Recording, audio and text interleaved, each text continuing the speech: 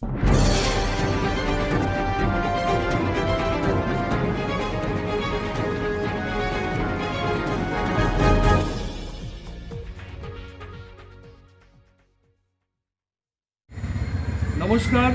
দর্শক, এশিয়া নিউজের পক্ষ থেকে আমি সমীর মণ্ডল আবারও আপনাদের সামনে হাজির হয়েছি যাপন কথা অনুষ্ঠানে।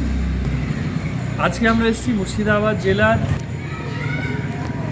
বহরমপুরের ছাপাখানার গলি পত্রিকার সম্পাদক দেবাশিস সাহার সাথে আপনাদের পরিচয় করিয়ে দিতে। আমরা এখন দর্শক ছাদ বাগানে দেবাশিস সাহাকে আমরা এর মধ্যেই পেয়ে গেছি, তাকে আমরা ধরে নিয়ে এসেছি তার শখের ছাদ বাগানে। নমস্কার দেবাশিস বাবু। নমস্কার। আপনার সঙ্গে এই শীতে আমরা আলাপ পরিচয়ের জন্য, দর্শকদের সাথে আলাপ করিয়ে দেওয়ার জন্য এসেছি। আপনার এই ছাদ বাগানে এসে মন ভরে গেল জানুয়ারির শীতে এবং বছরের প্রথম দিনে। আপনার বাগানটি আমরা একটু ঘুরে দেখি। এটা আমার ক্যাপসিকাম অরণ্য বলা যায়। ক্যাপসিকাম, লঙ্কা, মির্চ মশলা, এসব বিভিন্ন সুইট ব্যানানা, বিভিন্ন লঙ্কা আছে। আপনার বাগানে কত প্রজাতির গাছ রয়েছে? অনেক প্রজাতির গাছ আছে, বিভিন্ন ধরনের গাছ আছে। সবজি আছে, ফুল আছে, ফল আছে। এই যে এটা হলো কারি পাতা গাছ, এটা কারি পাতা হয়। এটা কমলা লেবু গাছ, কমলা লেবু। এটা এই যে কদবেলে ফুল ধরে আছে, কদবেলে ফুল ধরে আছে। এই কি মিষ্টি রং, কি মিষ্টি ফুল। এটাকে ভেন্ডি জবা বলছে আর কি। শিশু আমরা দেখেছি, দেশি অনাথ গাছ, যেটা আপনার বাগানে একটু অনাথ গাছ আছে, ফেলে দিচ্ছেন, অনাথ শিশু পরিত্যক্তভাবে ফেলে দিচ্ছিলেন, কিন্তু অনেক গাছ। হ্যাঁ, সেই গাছের একটা গল্প আছে। আমি রাস্তা দিয়ে যাচ্ছিলাম, হঠাৎ করে উপর থেকে একজন চিৎকার করছে, দাঁড়ান দাঁড়ান, সরে দাঁড়ান। আমি ভাবলাম কি হলো, দিয়ে দেখছি উনি একটা টব সমেত একটা গাছ উপর থেকে ফেলে দিচ্ছে। আমি বললাম দাঁড়ান, ওইভাবে ফেলে দেবেন না। বলো কি করবেন? বললাম এটা ফেলে দেবো, রাখবো না। আমি বললাম না, ওইভাবে ফেলবেন না, আপনি গাছটা আমাকে দেন, আমি মানুষ করব। সেই গাছটা আমার কাছে এসে সে আমার স্নেহ, ভালোবাসা, জল, হাওয়া, বাতাস, খাবার পেয়ে সে এখন ফুলে ফলে। ওর নাম কি গাছ? গাছটা মিলি গাছ, ইউফোবিয়া মিলি বলে, রেড কালারের ধরনের গাছ। এখন তাহলে তো ফুলে ভরে গেছে। হ্যাঁ, এখন ফুলে ভরে আছে, ফুলে আছে। আমরা এখন দর্শক আপনাদের দেখাবো গাছটি, অনাথ গাছকে।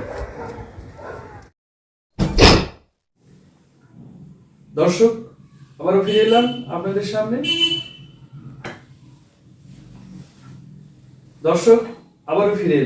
ছাদ বাগানের ভ্রমণ শেষে সম্পাদক দেবাশিস সাহার সম্পাদনার ঘরে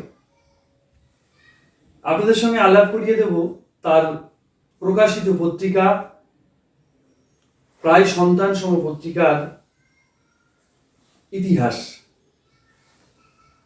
আচ্ছা দেবাশিস বাবু, আপনার ছাপাখানার গলি একটি ভিন্ন ধরনের পত্রিকা। এটা যাদের সাহিত্য প্রীতি আছে, সাহিত্য চর্চা করেন এবং সুশীল সমাজে, বাঙালি সুশীল সমাজে যথেষ্ট আলোচিত একটি পত্রিকা। এই পত্রিকাটির পরিকল্পনা আপনি কোন সময় করেছিলেন? 2004 সালের 1 জানুয়ারি ছাপাখানাগুলির প্রথম আত্মপ্রকাশ হয়। পত্রিকার সঙ্গে আমি দীর্ঘদিন ধরে যুক্ত, বিভিন্ন লিটল ম্যাগাজিনের সঙ্গে, প্রদর্শিকা, আবার এসেছি ফিরে, পরবর্তীতে ঝড়। সেখান থেকেই আমি ছাপাখানাগুলির পত্রিকার কথা ভাবনা চিন্তা করি। বাংলা লিটল ম্যাগাজিন জগতে অনেক পত্রিকা বেরোয়, অনেক পত্রিকার জন্ম হয়, মৃত্যু হয়। সেগুলো বেশিরভাগই তোমার গল্প, কবিতা, প্রবন্ধ নিয়ে আর কি। প্রচুর বই বেরোয়, বাংলা সাহিত্যে প্রচুর বই বেরোয়, বিভিন্ন বিষয়ের উপর, বিভিন্ন সাবজেক্টের উপর, গল্প, কবিতা, প্রবন্ধের বাইরেও রান্নার বই, সঙ্গীত বিষয়ক বই, নাটক বিষয়ক বই, বিভিন্ন বই বেরোয়। কিন্তু এই বইগুলো তেমনভাবে আলোচনা হয় না। সেই বইগুলো আলোচনা করার তাগিদ নিয়েই আমাদের এই পত্রিকার জন্ম। এইভাবে পরিকল্পনা নিয়ে এবং পত্রিকা বের করি। আজকে তো নতুন বছর 2023, 1 জানুয়ারি। আপনার পত্রিকারও তো জন্মদিন সে অর্থে। হ্যাঁ, আজকে আমাদের পত্রিকা 18তম বর্ষ শেষ করে 19তম বর্ষে পড়লো। তাহলে তো আজকের দিনটি আপনি নিশ্চয়ই একটু অন্যভাবে, পারিবারিকভাবে এবং বন্ধু বান্ধব সাহিত্যপ্রেমী মানুষের কাছে নতুন কিছু উদযাপন করার হ্যাঁ, আমরা সময়। ছাপাখানাগুলির আজকের দিনে আমরা একটা মিডিয়াতে একটা ঘোষণা রেখেছি যে আমাদের ছাপাখানাগুলির বিভিন্ন সংখ্যার পিডিএফ আছে, সেই পিডিএফগুলো যদি কেউ সংগ্রহ করে আমাদেরকে মেল আইডি দিলে আমরা তাদেরকে ফ্রি অফ কস্ট, বিনামূল্যে সেই পিডিএফগুলো আমরা দেব। আর দর্শক, আজকে আমরা একটা বিশেষ দিনেও দেবাশিস বাবুর বাড়িতে এসেছি। আজকের দিনেই দেবাশিস সাহা মহাশয়ের জন্মদিন, পাশাপাশি তাদের তাদের সংসারের সন্তান সম ছাপাখানার দলি পত্রিকা তারও জন্মদিন। খুব মজার একটা দিনে তার বাড়িতে এসেছি। তা আমরা আসছি পরের প্রশ্নে, একটু বিজ্ঞাপনের বিরতির পর। সুলভে বিজ্ঞাপন দিয়ে আপনার প্রতিষ্ঠানকে পৌঁছে দিন সকলের কাছে। এখন শুধু আপনার শহর কিংবা জেলায় নয়, এএসআর নিউজ আপনার প্রতিষ্ঠানকে পৌঁছে দেবে সারা বিশ্বে। তাই আপনার পকেটকে খুশি রেখে আপনার প্রতিষ্ঠানকে সারা বিশ্বে ছড়িয়ে দিতে আজই যোগাযোগ করুন এএসআর নিউজে। ফোন করুন স্ক্রলে দেওয়া নাম্বারে।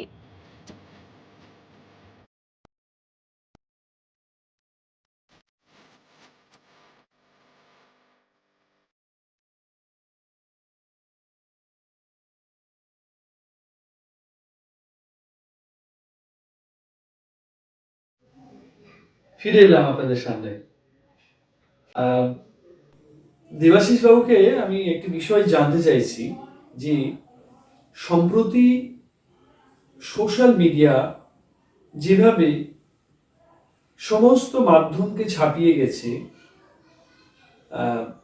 কমিউনিকেশনের ক্ষেত্রে, এবং একটা সময় আমরা শুনতাম যে বিশ্বায়নের যুগ, তো যথার্থ বিশ্বায়ন বোধহয় এই সোশ্যাল মিডিয়ার মধ্যে দিয়ে হতে চলেছে। কারণ এখন পৃথিবী হাতের মুঠোয়। এই সময় দাঁড়িয়ে এই যে আপনার অক্লান্ত পরিশ্রম ছাপাখানার গলি পত্রিকা নিয়ে, এই প্রিন্ট মাধ্যম এবং ইলেকট্রনিক্স, বিশেষ করে সোশ্যাল মিডিয়া মাধ্যম, এই দুইয়ের দ্বৈরথে আপনি কাকে এগিয়ে রাখবেন?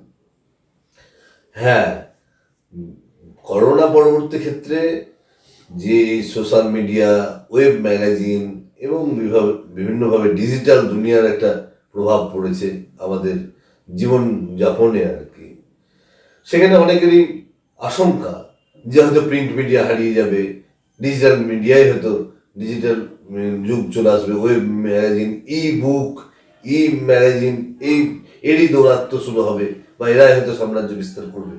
কিন্তু আমার মনে হয় যে না, প্রিন্ট মিডিয়া থাকবে।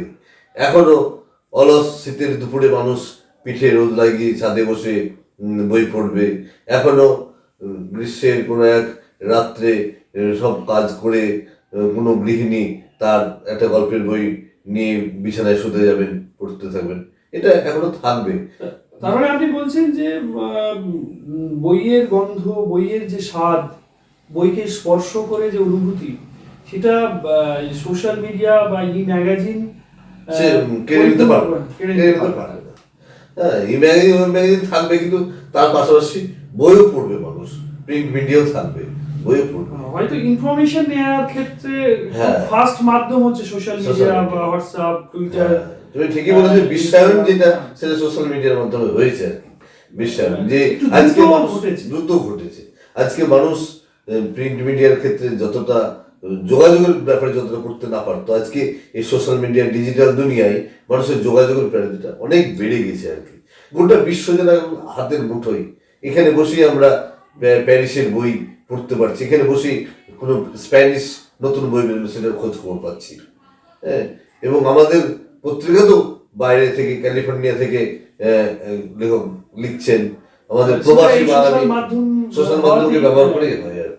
কারণ এক সময় তো ছিল যে ইমেল, চিঠিপত্র, না একটা ভয় তো থেকেই যায় যে চিঠিপত্র যেমন আমাদের এখন শুধু অফিসিয়াল কাজকর্মের জন্য ব্যবহৃত হয়। হ্যাঁ, চিঠি লেখা এখন প্রায় উঠেই গেছে, খুব কম। চিঠিটাও তো একটা বড় সাহিত্য ছিল। বড় সাহিত্য ছিল, একশো পত্র সাহিত্য, রবীন্দ্রনাথের চিঠি, বনফুলের চিঠি, শরৎচন্দ্রের চিঠি, অনেক চিঠি, সেই চিঠি নিয়েও অনেক সাহিত্য হয়েছে, সেগুলো একটা তাহলে কি সাহিত্য হয়ে চিঠিরই উঠেছে। একটা সংস্করণ এখন মেসেঞ্জার বা মেসেজ? চিঠির সবচেয়ে বড় সংস্করণ হলো ইমেল আর কি। ইমেলটা আরো ছোট হয়ে মেসেজ, মেসেঞ্জারে মেসেজ, হোয়াটসঅ্যাপে মেসেজ, এই বিভিন্ন মেসেজ আর কি। আসলে খুব দ্রুত গতির জীবন যাপন আমরা পালন করছি এখন, তাই যত অল্পের মধ্যে সংক্ষিপ্ত ভাবে যত জানা যায় আরো বেশি, মানুষের জীবনটা অনেক বেড়ে গেছে, স্প্যানটা অনেক বেড়ে গেছে, ফলে সেই জন্যই মানুষ আর সে বিস্তৃত জায়গায় যাচ্ছে না, খুব সংক্ষেপের মধ্যে অল্প টাচ করে করে বিভিন্ন বিষয়টাকে অনেক বড় জায়গায় যেতে চাইছে। অনেক কিছু বৈচিত্র্যের মধ্যে মানুষ থাকছে একটা মানুষের জীবনে। আমার জীবনে যেমন গাছ, সংসার, পত্রিকা, ব্যাংক, চাকরি সবকিছু আছে, তেমনি এইগুলো সবকিছু সম্ভব হচ্ছে কিন্তু আজকের এই ডিজিটাল দুনিয়ার জন্যই আর কি। ডিজিটাল দুনিয়ার জীবনকে আরো গতিময় করে দিয়েছে সোশ্যাল মিডিয়া। ইয়েস ইয়েস, একদম। এবং গতিময়তার সঙ্গে ভারসাম্যও রাখছে সোশ্যাল মিডিয়া। এটা এ বিষয়ে আপনি একমত? হ্যাঁ, ভারসাম্য রাখছে, অবশ্যই অবশ্যই। আমরা একটা আরো একটু অন্য ধরনের একটি কোশ্চেন আপনার কাছে আমরা রাখছি, সেটা হলো যে আপনার এই যে ছাপাখানাগুলি পত্রিকাটি, সেটি আমরা লক্ষ্য করে দেখেছি যে প্রতিটা সংখ্যায় একটা বিষয় ভিত্তিক সংখ্যা হয়ে উঠেছে। কখনো সংঘ ঘোষ, কখনো গল্প সংখ্যা, কখনো প্রবন্ধ সংখ্যা, এইভাবে আপনি পত্রিকাটিকে পরিমার্জন করে সুন্দরভাবে পাঠকদের কাছে নিয়ে এসেছেন। এই বিষয়ে আপনার আমাদের 2004 সাল থেকে প্রথম যখন পত্রিকা বেরোই, আমরা তখন গল্পের বই, কবিতার বই, উপন্যাস, বিভিন্ন বিষয়ের বই আমরা রাখতাম। কিন্তু 2006-এর পর থেকে, 2006-এ প্রথম আমরা শতাধিক লিটল ম্যাগাজিন, 100টা লিটল ম্যাগাজিন আলোচনা করি। তারপর থেকে আমরা বিষয় কেন্দ্রিক চলে যাই, কারণ বিষয় কেন্দ্রিক গেলে পরে সেই বিষয়ের বইপত্র একসঙ্গে পাঠক পায়, পাঠকের অনেক সুবিধা হয়। সেই বিষয়ের বইপত্র পড়ে একটা জায়গায় পাওয়ার পর তাদের অনেক কাজে লাগে, কারো গবেষণার কাজে লাগে, কারো বিভিন্ন লেখালেখির ক্ষেত্রে এটা রেফারেন্স হিসেবে কাজে লাগে। আমরা সঙ্গীত বিষয়ক বইয়ের আলোচনা করেছি, চিত্রকলা বিষয়ক বইয়ের আলোচনা করেছি, নাটক বিষয়ক বইপত্রের আলোচনা করেছি। আমরা শঙ্খ ঘোষকে নিয়ে তার বই নিয়ে আলোচনা করেছি। এই বই নিয়ে পত্রিকা পাওয়ার পর শঙ্খ ঘোষ আমাদের প্রায় 3 বারে প্রায় 1.5 ঘন্টা ধরে কথা বলেছেন, এবং তিনি বিস্মিত হয়ে গেছেন যে এরকম একটা পত্রিকা মফস্বল থেকে বেরোচ্ছে এবং তার 42টা বই নিয়ে আলোচনা হয়েছে। আমি তাকে বলেছিলাম যে আমরা আপনার 60খানা বই নিয়ে আলোচনা করার ইচ্ছে ছিল, এবং আমরা হেডিংটা দিতাম বালাই 60, যে আপনি আরো দীর্ঘায়ু হন। আপনি আমরা বলেছিলাম যে আপনি এই মুহূর্তে বাংলার বিবেক, আমরা এই বিবেককে দীর্ঘায়ু করতে চাই। উনি বলেন না, 42টা বইয়ের যে আলোচনা হয়েছে সেটাও কম কিছু। এর আগে এই প্রসঙ্গে বলি, এর আগে আমরা জয় গোস্বামীকে পত্রিকা পাঠিয়েছিলাম, উনি আমাদেরকে লিখিত মেসেজ পাঠিয়েছেন যে এই পত্রিকা খুব ভালো কাজ করছে। কিছু কিছু ত্রুটির জায়গায়, কিছু সম্পাদনা ত্রুটির জায়গায় উনি আমাদের লিখেছিলেন, আমরা পরে সেগুলোকে সংশোধন করেছি। 2011 সালে বইমেলা উদ্বোধন করতে এসেছিলেন সুনীল গাঙ্গুলি, সেখানে জন্মদিন পত্রিকার একটা অনুষ্ঠানে সুনীল গাঙ্গুলি গিয়েছেন, সেখানে তাদের পত্রিকা দিয়েছিলাম। দিন 15 পর সুনীল গাঙ্গুলি ওভার টেলিফোনে আমাদেরকে বলেছেন, তুমি করেছো কি, এত সুন্দর কাজ এই মফস্বলে বসে করছো, এটা খুব ভালো লাগছে। দর্শক, আবারও আলোচনায় ফিরবো, আমরা একটু বিজ্ঞাপন বিরতিতে আসছি। শিক্ষা সমাজের মূল স্তম্ভ, যে শিক্ষার অঙ্গ আপনার আমার প্রাণের বিদ্যালয়। প্রেয়ার থেকে শুরু করে টিফিন বক্স হয়ে ছুটির ঘন্টার আনন্দ পর্যন্ত, যার প্রতিটি কোনায় কোনায় জড়িয়ে রয়েছে আমাদের প্রাণবন্ত ছেলেবেলা। সেই ছেলেবেলাকে তুলে ধরবো আমরা এএসআর নিউজের পর্দায়। আসছে আমাদের নতুন অনুষ্ঠান ক্যাম্পাসের আড্ডায়। চোখ রাখুন এএসআর নিউজে। এই অনুষ্ঠানে অংশগ্রহণ করতে চাইলে অবশ্যই যোগাযোগ করুন স্ক্রিনে দেওয়া নম্বরে। দর্শক, আজ উদযাপনের দিন। এই 1 জানুয়ারি 2023-এ আমরা দেবাশিস বাবুর বাড়িতে এসেছি উদযাপনের দিনে। সম্পাদক দেবাশিস সাহা, তারও জন্মদিন, সন্তান সম পত্রিকা ছাপাখানাগুলি তারও জন্মদিন।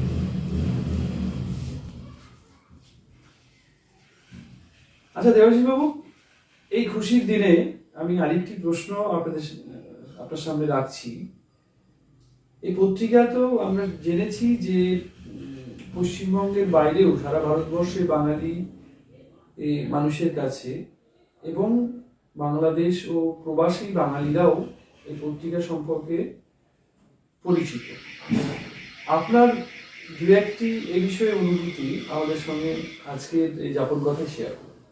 হ্যাঁ, আমাদের পত্রিকা এখন বিভিন্নভাবে তার পরিসর বেড়েছে। প্রবাসী বাঙালি অঙ্কুর সাহা আমাদের লিখেছেন আমাদের কাগজে, এবং প্রবাসী যারা থাকেন তারাও আমাদের পত্রিকা সংগ্রহ করেন। বিশেষ করে বাংলাদেশের বাতিঘর তাদের যে দোকান, সেই দোকানের মাধ্যমে প্রচুর পত্রিকা বাংলাদেশে যায়। বাংলাদেশেও আমাদের লেখক আছে, পিয়াস মজিদ, চন্দন আনোয়ার, সকৃত নোমান, এরা আমাদের পত্রিকায় লিখেছেন আর কি। এবং বাংলাদেশের বিভিন্ন জনকে নিয়েও আমরা কাজ করেছি, আনিসুজ্জামান, হাসান আজিজুল হক, সেলিনা হোসেন, নাসরিন জাহান, এদেরকে নিয়েও আমরা কাজ করেছি। 2022-এ আপনার সেরা প্রাপ্তি কি পত্রিকায়?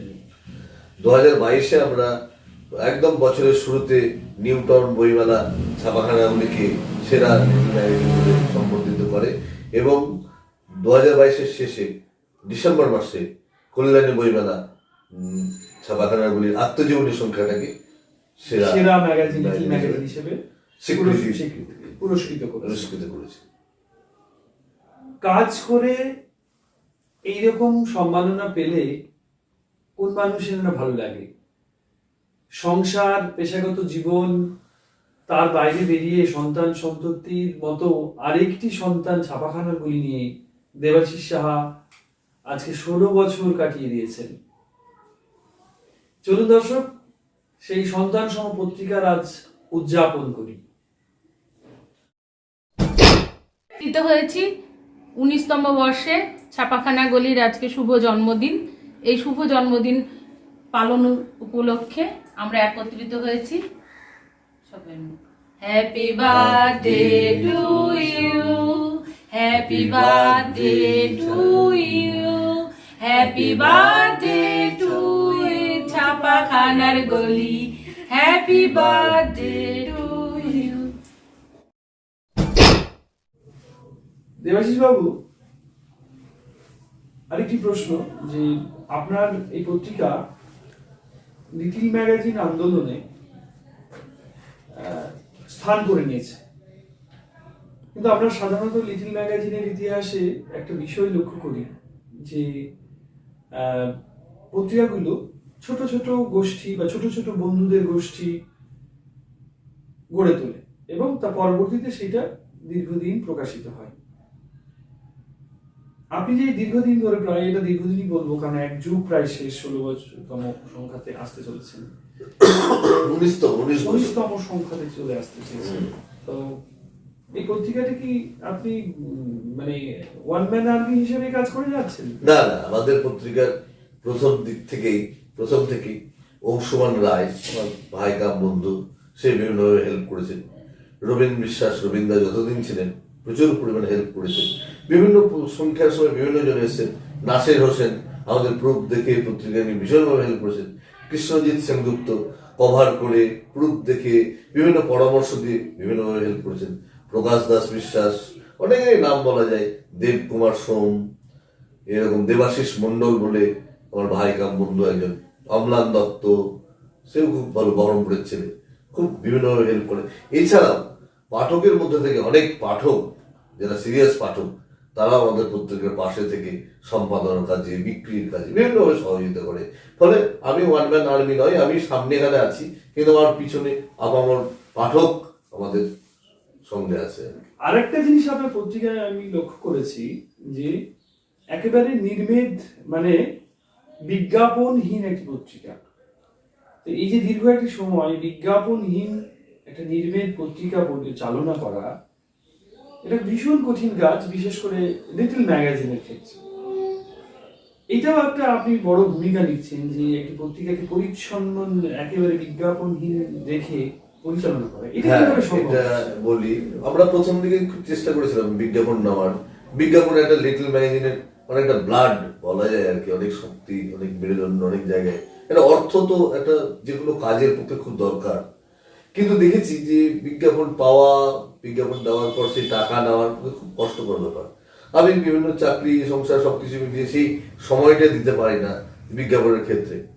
এবং তখন আমি ভেবেছি যে পত্রিকাটা যদি আমি খুব ভালো করে করতে পারি, পত্রিকা যদি বিক্রি হয়, সেক্ষেত্রে আমার পয়সাটা উঠে আসবে এবং পত্রিকাটা দীর্ঘস্থায়ী করতে পারবো। আমরা আমাদের কাজে খুব স্যাটিসফাইড এবং সেই কাজ দেখে পত্রিকা বিক্রি হয়েছে। আমাদের পত্রিকা বেরোনোর 1 থেকে 2 মাসের মধ্যেই আমরা বের করে দিই, বিক্রি হয়ে যায়। আমরা কখনো 300 কপি, 500 কপি, এই যে আমরা এই আত্মজীবনের সংখ্যাটা করেছি, এই সংখ্যাটা আমরা 1000 কপি করেছি। বাহ, আমাদের আর মাত্র কয়েক 50 থেকে 60 কপি পড়ে আছে। বিভিন্ন তার মানে একটা বিষয় আমরা সহমত হতেই পারি যে আপনার এই পত্রিকার পাঠক রয়েছে, পাঠক থাকলেই সেই পত্রিকা বেঁচে থাকে। অবশ্যই অবশ্যই একদম পাঠকই পত্রিকার প্রাণ ভোমরা বলা যায় আর কি। ধন্যবাদ দেবাশিস বাবু, আপনার সঙ্গে আলাপ করে এবং দর্শকদের সাথে আলাপ করিয়ে দিয়ে আমার খুব আজকে ভালো লাগছে নতুন বছরে। ধন্যবাদ। নমস্কার দর্শক, আবারও দেখা হবে নতুন কোথাও, নতুন কোনো মানুষ নিয়ে আপনাদের সামনে হাজির করবো। যাপন কথা প্রোগ্রামে আমি সমীপ মণ্ডল আজ বিদায় নিচ্ছি।